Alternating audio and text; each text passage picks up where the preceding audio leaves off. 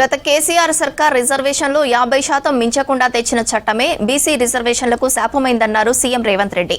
BC బిల్లులను కేంద్రం కుట్రపూరితంగా ఆపుతోందన్నారు. ఏది ఏమైనా 42% రిజర్వేషన్లతోనే స్థానిక ఎన్నికలకు వెళ్తామని స్పష్టం చేశారు.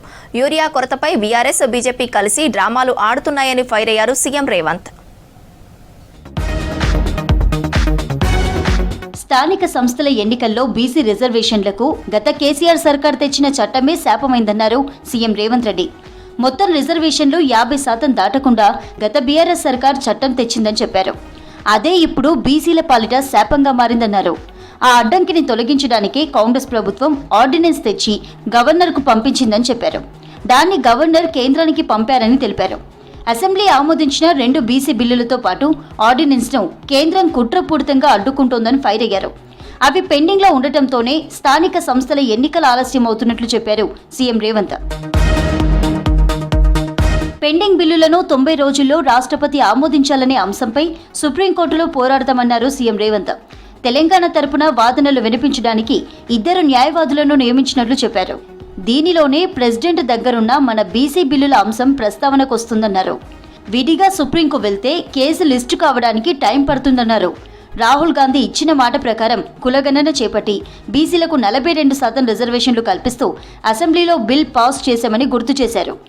ఏది ఏమైనా 42% రిజర్వేషన్లతోనే స్థానిక సంస్థల ఎన్నికలకు వెళ్తామని స్పష్టం చేశారు సీఎం రేవంత్.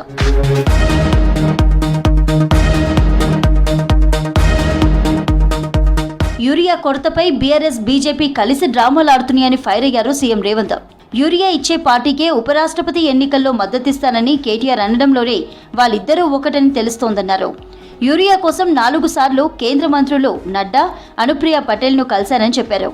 యూరియా పంపిణీపై క్షేత్రస్థాయిలో మానిటరింగ్ పెంచాలన్నారు సీఎం రేవంత్ రెడ్డి.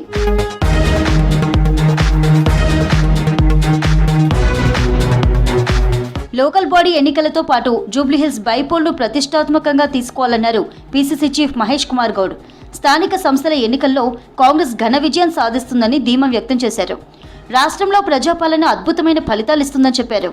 రైతు భరోసా, రుణమాఫీ, రేషన్ కార్డులు, ఇందిరమ్మ ఇండ్లు, సన్నబియ్యం లాంటి కార్యక్రమాలకు జనం నుంచి మంచి స్పందన వస్తుందన్నారు మహేష్ కుమార్ గౌడ్.